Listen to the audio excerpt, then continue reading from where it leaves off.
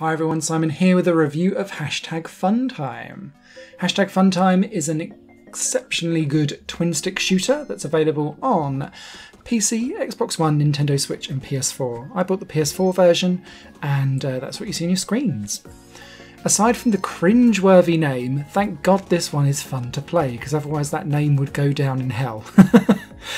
You play, and it's a single-player experience, across several different modes. You'll get stuck in initially to the challenge mode, which has got about 55-ish levels that contain different shaped arenas, and you'll be moving with your left stick, shooting with your right stick, but also changing colours with the face buttons on your controller. And what you'll be able to do, or what you have to do sometimes, is match up the colour that's going on the screen to try and hit certain enemies so that you can kind of tag team up with them and create a laser between the two of you, and you can kind of fling yourself around the screen, killing enemies with the laser beam whilst also shooting at the same time. And that kind of combination of being able to not only just be a twin stick shooter, but you're also kind of using the environment, matching colours and then using those as additional weapons, is what makes #Funtime stand out from the crowd and be unique. There is also the Funtime mode, which is where you can also get like a ball and chain and swing it round, and you'll be swinging it with the right analog stick and moving around with the left analog stick as well. You can kind of do the two at the same time, but friendly fire is on. So if you kind of swing it around a bit too excitedly, it will go round and smack you. So it's a powerful weapon, but you have to use it effectively. And quite often what I found when I was using that mode was I was so busy trying to swing the ball around to try and get as many enemies as possible, I'd forget about something that was right next to me and lose a life that way instead, which was like face palming, but very easy to do. The arenas are split into three different sections. You've got kind of a small square arena, then you've got like diamondy ones or hexagonal ones that are slightly larger, and then you have what are called endless arenas, which is where you're up in space, and although they're technically endless, they're clustered full of meteors and asteroids, and so you kind of have to pick your way through it. But the asteroids are so dark, you only kind of see them as you're speeding around and they're about to smack into your ship. So you are constantly on high alert, not only for enemies around you, but with meteors as well. Thankfully though, the ship handles beautifully. It's responsive, it's quick, it's fluid, it does exactly what you expect it to when you move it around. Similarly, you can upgrade your weapons as you go along. Now this comes much more into the fore when you're playing with the arcade mode outside of challenge mode, which kind of tells you the level of weapons that you're going to have for each level that you go into playing. And in arcade mode what you have is an upgradable ship. So you'll start off with just one bar of health, the basic shot, no bombs, no ability to change colour so that you can then tag team up with other enemies and create those lasers that I was talking about earlier. And you will slowly unlock those as you kind of go for higher and higher scores, beefing up your ship, therefore getting further in terms of the actual arcade mode itself and the wave of enemies that will come towards you. And the key is basically, it's almost roguelite in a way, that mode, to try and get as much out of it as possible. Outside of that, there's also wave mode, which will have waves of enemies coming towards you and they're the same each wave.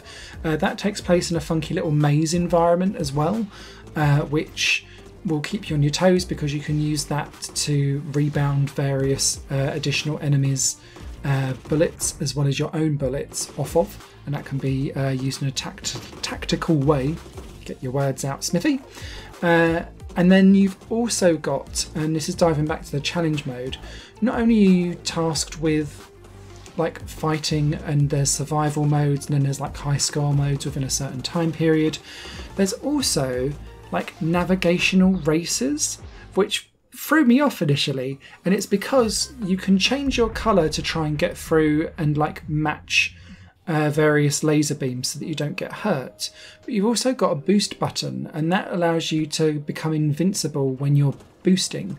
So it makes you try to chain up colour switching and boosting to try and avoid traps and get round a maze, shoot any enemies that are in your path, and then get to the exit as quickly as possible. And it's such a simple little switch up of a twin stick shooter game, but it breathes an awful lot of interesting nuance and life into a game that otherwise you could accuse of being a little bit copy-paste from Geometry Wars, at least on the initial outset look of it.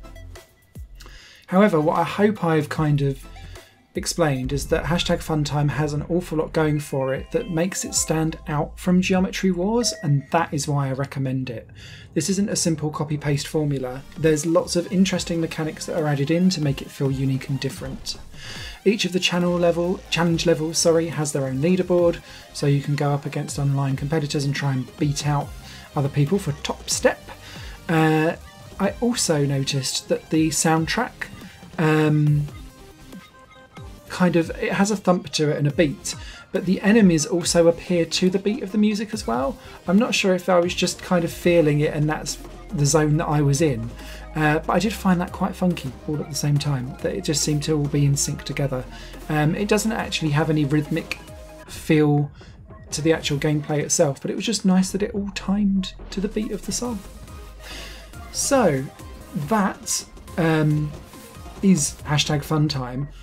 The only thing I can kind of think of that might be a minor negative is that it is single player only. This could have been really good as a co-op, like trying to get high score, trying to survive on survival mode.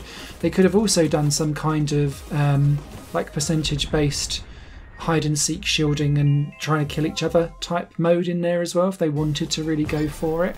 And with the colour mechanics type of things, they could have almost done like a paint the and coat the floor and try and make your colour stand out the longest so that you've got the most percentage at the end of the timer kind of thing.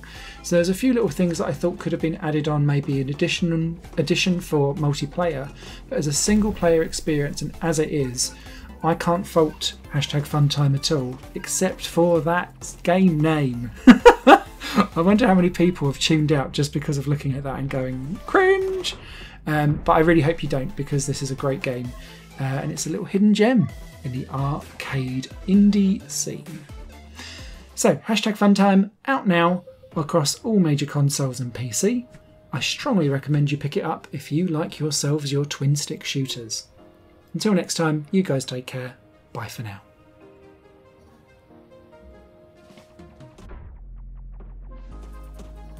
Higher Plane Games is part of the Higher Plane Network, a collection of media projects ran by me. If you like what you see and want to find out more, visit patreon.com/Higher Plane Network. Your support can make so much more possible, be that a like, a comment, a share, or a pledge. Thanks for watching.